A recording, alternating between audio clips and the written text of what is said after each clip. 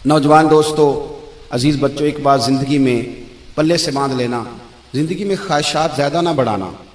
दुनिया में सबसे मजबूर आदमी वो है जो अपनी ख्वाहिश का गुलाम है, जो अपने नफ्स का मुरीद है। ना ख्वाहिशें बढ़ाना, मतलब घर में सुबह का नाश्ता करते वक्त ये प्लान करना कि आज शाम मैंने बर्गर खाना है, ये दुरुस्त नहीं है। दोपहर की रोटी घर में अच्छी पकी हुई है, अम्मा ने पसीना उठा के पकाई है, पर साहब कह रहे हैं नहीं, मेरा नफ्स कहता है कि आज मैंने ना पिज़्ज़ा ही खाना है। नफ्स की ख्वाहिशात को ना बढ़ाना, ये बंदे को गुलाम बना लेती है। दुनिया में ज़्यादातर गुनाह रोजी रोटी के लिए नहीं होते।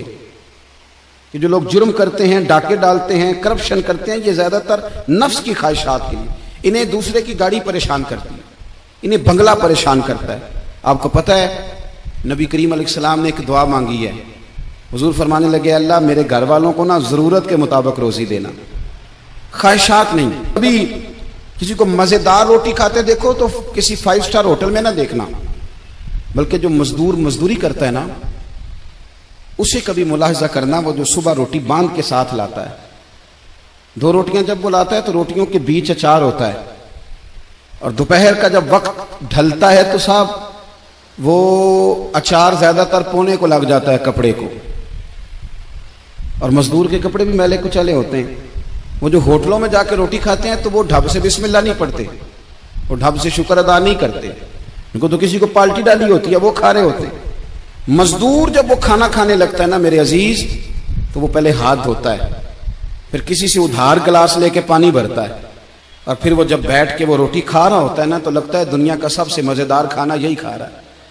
और फिर जब उसको लफ्ज भी सही नहीं आते कि शुक्रिया कैसे अदा करना है, खाने के बाद की दुआ भी पूरी नहीं आती, पर जब वो 2 रोटियां खा के आसमान की तरफ देखता है तो उसकी आंखों की रोशनी बताती है कि इसने रिज़्क़े हलाल खाया है, और जो खाया है उस पर अपने रब का शुक्र भी अदा किया है।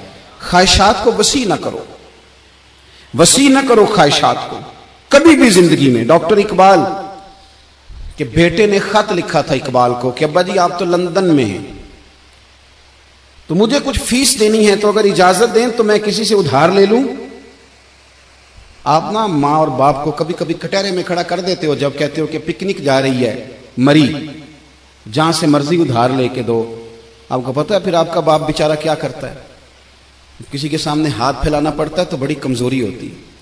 वो जब एडवांस मांगता है ना जाके फैक्ट्री के मालिक से, मेरे बेटे को सैर को जाना है, यानी तेरे नफ्स की ख्वाहिश है और वालिद की गर्दन झुक गई, ये कितनी तकलीफ की बात। कोई ऐसी ख्वाहिश जिंदगी में पैदा ना करो जो माँ बाप को, असातिज़ा को और दीगर को तकलीफ में मुब्तला करे कभी भी। इकबाल के बेटे ने कहा अब्बा कुछ उधार ले लूं, मेरी जरूरत है, तो अल्लामा इकबाल ने जावेद के नाम पूरी नज्म लिख भेजी, दियारे इश्क में अपना मकाम पैदा कर, नया जमाना नए सुबह शाम पैदा कर, खुदा अगर दिले फितरत शनास करे अता तुझको, सुकूते लाला और गुल से कलाम पैदा कर।